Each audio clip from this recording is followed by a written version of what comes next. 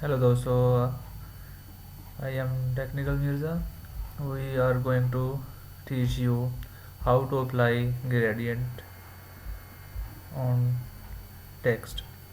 Before applying text gradient on text, you need to first go to appearance, select the appearance. As you can see here, appearance panel will be open. Select add new fill and go here. As you can see, ready-made gradient are showing here. Click on that.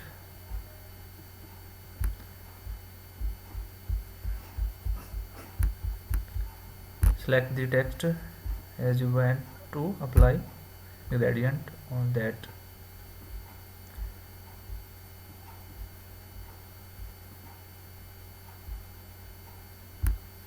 As you can see, gradient are apply and you need to apply once more. Click on that. As you can see. Thank you for watching.